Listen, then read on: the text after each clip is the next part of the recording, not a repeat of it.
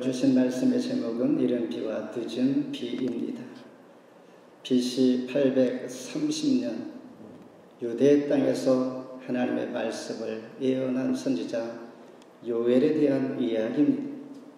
요엘의 이름 뜻은 여호와는 하나님입니다 라는 뜻입니다.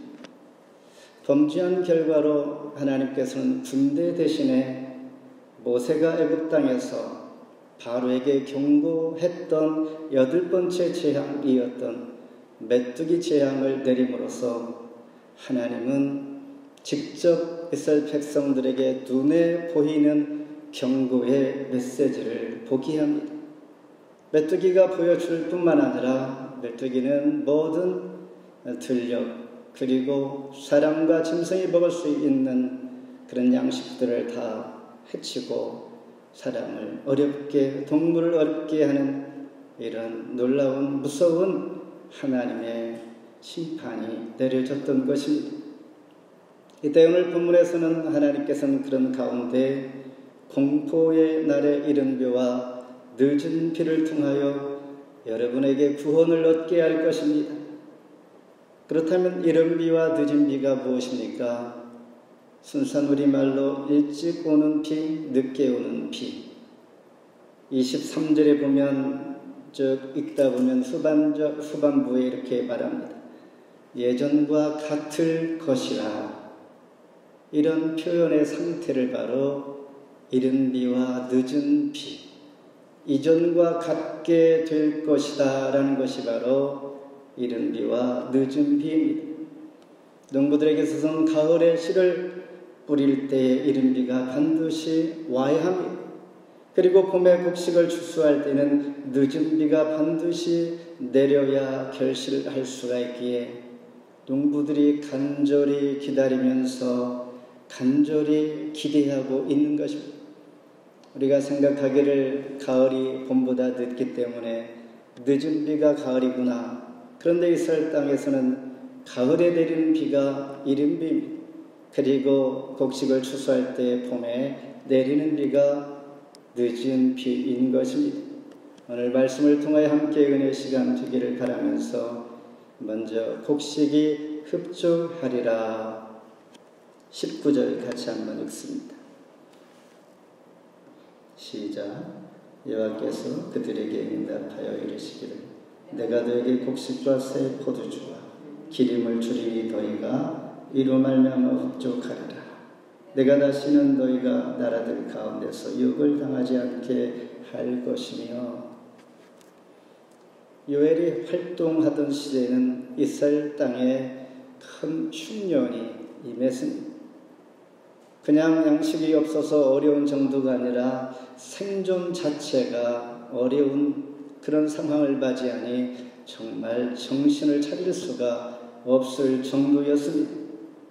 공동성경 번역에 보면 1장 10절 12절에 보면 이렇게 표현하고 있습니다.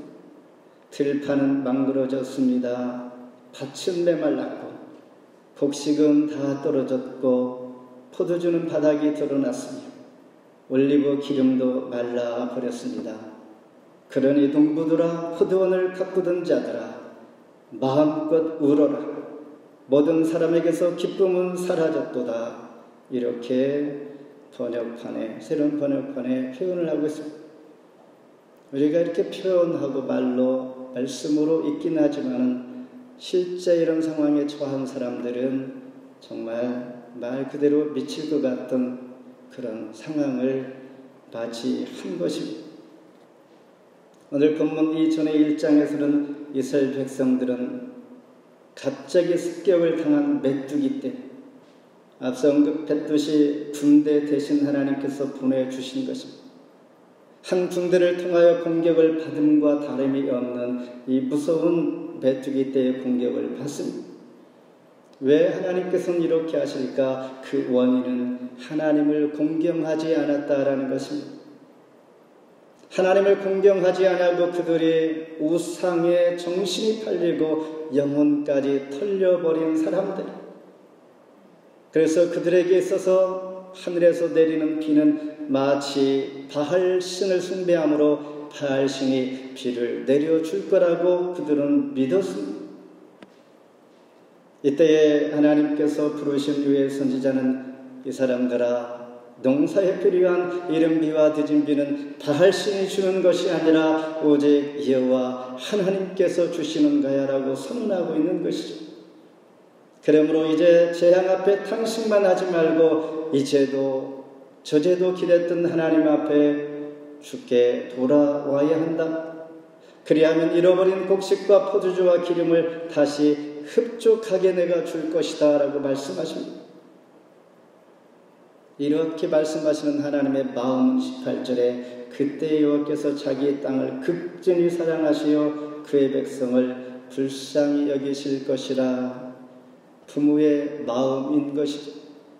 가난과 궁핍과 먹을 것이 없어 고통하는 자식이 있다면 물론 잘못은 했지만은 부모가 바라볼 때에 극진히 사랑하시어 다시 한번 흡족하게 할 것이다 말씀하시죠. 모든 인생들의 성공과 성취하는 것, 내가 이루는 것 같지만 사실은 내 배후의 모든 사람과 상황을 통하여 하나님께서 하시는 줄 믿습니다. 우리가 지금 열심히 달려가고 있는 일들, 상황들을 바라볼 때 나는 어디에 중독되어 에딕트되어 살아가고 있는가? 하나님께서는 메뚜기 떼의 재난으로 모든 것을 여러분들이 잃었을지라도 주께 돌아오면 하나님께서 흡족하게 하여 주실 것이다. 성경에서 다윗 왕은 많은 고통 가운데 많은 경험을 통하여 깨달은 것이 있다면 역대상 29장 17절 말씀을 통하여 내가 정직한 마음으로 즐거이 드렸사오니 자원하여 드리는 것을 보니 심히 기쁘도소이다. 다윗의 경험자의 고백입니다. 여기서 곡식을 내가 흡족하게 주리라 하신 말씀은 흡족하다는 것은 완전한 회복을 의미합니다. 절반이 아니라 조금이 아니라 완전한 회복을 의미하면서 하나님께서는 우리의 피를 나심으로 모든 것을 완전하게 흡족하게 소급하여 채워주실 것이다 라는 그 의루의 메시지인 것입니다. 곡식이 흡족하리라. 두 번째는 원수를 쫓아 내가 낼 것이다. 20절 같이 읽습니다. 내가 북쪽 군대를 너에게서 멀리 떠나게 하여 메마르고 정박한 땅으로 쫓아내리니 그 앞에 부대는 동해로 그 뒤에 부대는 서해로 들어갈 것이라. 상한 냄새가 일어나고 악취가 오르리니 이는 큰 일을 행하였음이라 하시리라. 창세기를 쭉 읽다 보면 1장부터 50장까지 우리가 잘 아는 스토리들이 있습니다. 마지막에는 요셉이 입관하였더라라고 50장 끝절에서 성경을 마무리합니다. 전체의 내용을 읽어 가다 보면 사람들의 그 모습을 보게 되는데 사람들이 점차 하나님으로부터 멀어질 때에 결국은 죽음으로 끝나는구나 라는 것을 우리에게 알게 해줍니다. 반면에 출애굽기를 읽다 보면 그들은 노예였습니다. 애굽에서의 모진 고통과 무거운 짐, 참으로 참아 견딜 수 없는 그 아픔을 호소할 때 하나님께서는 들으시고 그들을 찾아오신 것입니다.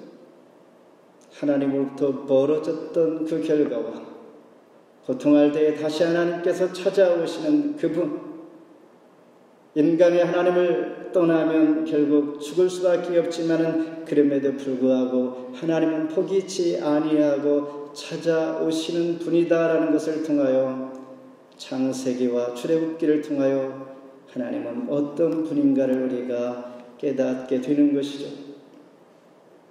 지금 읽은 것처럼 북편 군대를 멀리 떠나게 하여라고 말할 때에 마치 하나님께서 메뚜기 떼를 멀리 몰아내는 것처럼 원수들이 침략해 들어왔을 때에 하나님의 그 원수를 황폐한 땅으로 그냥 몰아내고 흩어 지게 하는 것입니다. 출애굽기 10장 19절에 여호와께서 돌이켜 강렬한 서풍이 불게 하사 메뚜기를 홍해에 몰아 넣으시고, 우리 눈앞에 벌이나 팔이나 벌레가 가까이 다가오면 무서워서 도망가기도 하고 눈을 감고 불기도 하지만 쉽게 가지 않습니다. 강렬한 하나님의 서풍이 불어와서 메뚜기 떼를 홍해로 다 몰아넣어서 수장시키는 이런 은혜가 하나님의 역사하심이고, 하나님께서 우리 원수를 막아주시고 원수로부터 우리를 보호해 주시는 프로텍터가 되어주시는 하나님이신 것을 믿는 것입니다. 주변에는 눈만 뜨면, 우리가 움직이기만 하면 모든 것이 우리 생명의 위협 가운데 위험 요소가 천지에 다 깔려 있습니다.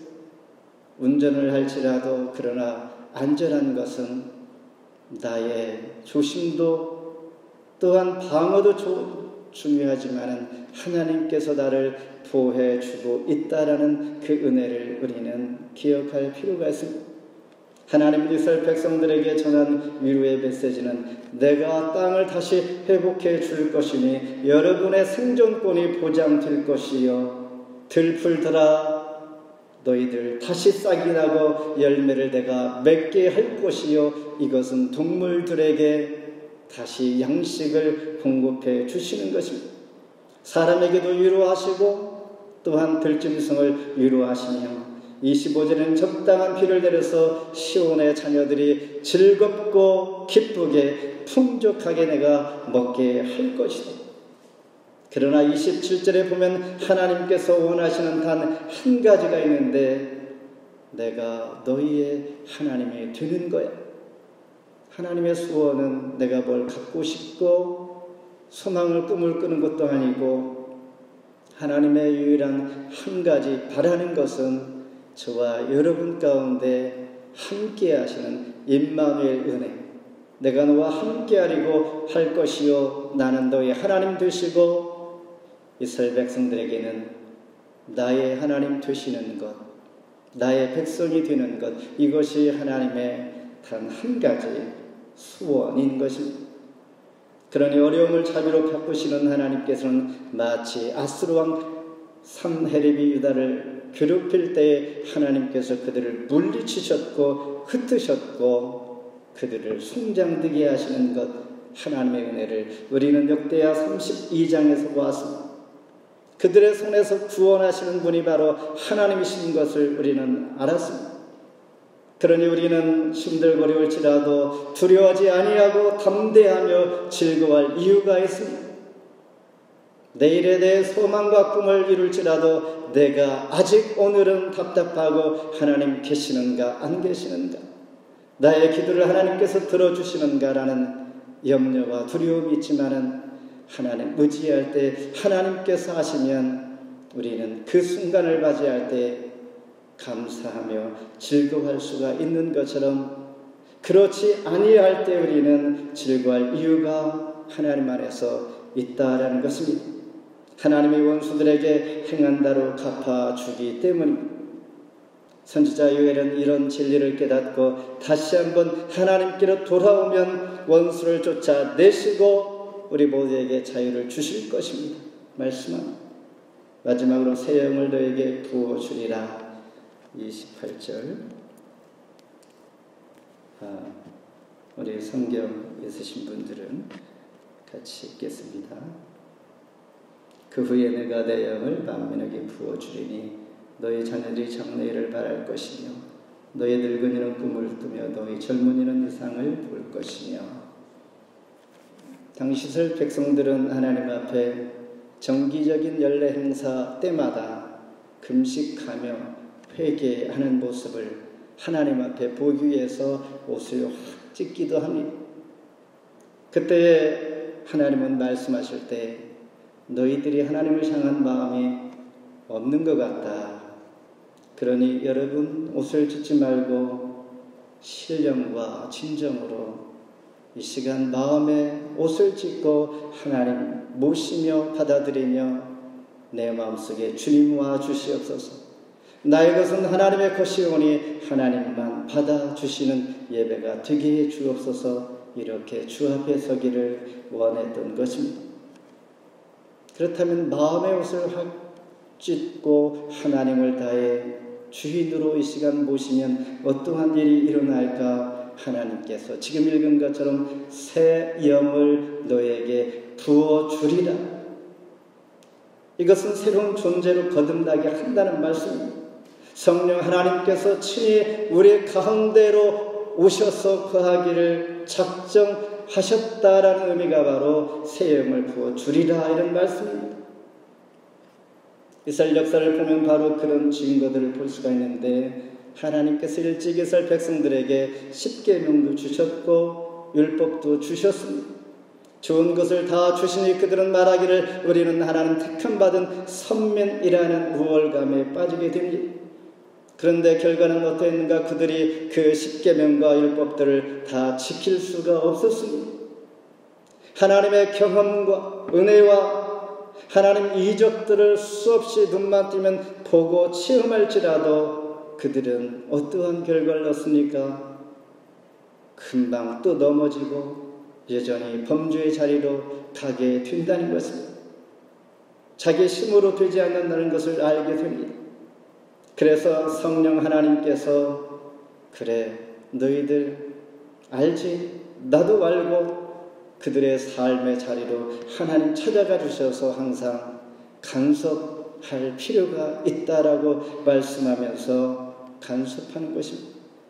오늘 우리가 살아갈 때 하나님 간섭하지 않으면 내 의지, 내 계획, 생각대로 아무것도 되지 않습니다. 그때의 마음을 여니 하나님께서 자녀들이 장래일을 볼 것이요 젊은이는 이상을 가질 것이요 늙은이에게는 뜸을 꿀 것이. 그렇다면 이 말들이 무슨 의미인가? 하나님의 말씀의 의미는 매우 간단합니다. 하나님이 하나님의 백성들을 내가 새롭게 할 것이야 이런 뜻입니다. 과거와는 완전히 새로운 존재로 내가 만들 것이요 라는 약속입니다. 그 중에 한 가지 방법 28절 29절에 보니 내가 부어주리라. 마음을 지지니 이런 의미가 있고 백성들을 새롭게 하신다는데 하나님은 어떻게 하십니까? 내가 부어주리라. 구약시대로 돌아가야 합니다. 제사장과 선지자 그리고 왕을 임명할 때에 하나님께서 그들을 세우실 때는 머리에 기름을 붓습니다. 그 기름이 머리를 통하여 얼굴에 흘러내려 수염까지 내리는 이 과정이 바로 그들을 다시 세우는 임명식이었던 것이죠. 이것은 무엇을 의미하는가? 하나님께서 머리에 기름을 붓는다는 것은 내가 하나님의 사람으로 너를 구별하여 세울 것이다. 다른 말로 내가 너 안에 있을 거야 라는 뜻이 바로 임명이고 기름을 붓는 거고 부어주리라 말씀하시는 것이요 자녀들과 젊은이와 늙은이에게 주시는 하나님 새롭게 하시는 은혜인 것입니다. 우리 인간의 노력이 아무리 애쓰고 열심을 다할지라도 기껏해야 조금 바꿀 수가 있는 것입니다. 또다시 죄에 빠져 실패하기도 합니다. 이런 인간의 모습이 인간의 본연의 본성인 것이죠. 이런 자들에게 하나님은 새 영을 내가 부어줄 것이다. 하나님의 새 영을 불어 넣으시면 우리는 새로운 심성이 되는 것입니다. 나의 속사람이 점차점차 바뀌어지는 것입니다. 우리의 구원자 되시는 예수님만이 가능한 것입니다. 에스겔 11장 19절에 그들에게 한 마음을 주고 새 영을 주며 돌같은 마음을 제거하고 부드러운 마음을 내가 줄 것이다 말씀하십니다. 말씀을 맺습니다. 식물이 자람에 있어서 가장 필수적인 생명의 공급처가 바로 비인 것이죠. 비 없이 식물이 성장하고 자라날 수 없고 열매를 맺을 수가 없는 것처럼 성도에게 있어서 성숙한 그리스도인이 되기 위해서는 하나님의 은혜의 단비를 우리가 중단 없이 받아야 하는 것입니다. 때로는 재앙처럼 메뚜기 때처럼 공격을 받으며 어려움이 올 때가 있습니다. 내 인생에 풀리지 않는 것들이 있을 때가 있습니다. 답답해야 할 것입니다. 내 마음이 그렇지 않고 내가 하나님 앞에 선하게 살려고 하는데 하나님 나는 왜 이렇습니까? 라고 하는 생각과 그런 마음, 자책감이 들 때가 있습니다. 그러나 하나님께서는 그 마음들을 간섭하시고 회복시켜 주시며 이른 비와 늦은 비로 은혜를 베풀어 주실 때에 내 이름을 부르며 주의 이름을 부르며 너희가 구원을 얻게 될 것이다. 32절에 보니 누구든지 여호와 이름을 부르는 자는 구원을 얻으리라. 하나님께서 재앙을 주시는 본심은 심판이 아니라 구원을 베풀기 위함인 것을 결론적으로 32절에 말씀하고 있는 것입니다. 내가 의지하고 믿던 것들이 하나씩 무너지고 또한 잃게 될지라도 우리는 주의 은혜를 구하며 주님을 붙잡고 의지합시다. 나를 주관하시는 주님을 사모합시다. 그리할 때 그날에 주의 이름을 부르게 하며 구원을 베푸시는 하나님, 회개하는 자에게 복을 줄 믿습니다. 24절에 마당에는 밀이 가득하고 독에는 새 포도주와 기름이 넘치나이다. 아멘. 기도합니다.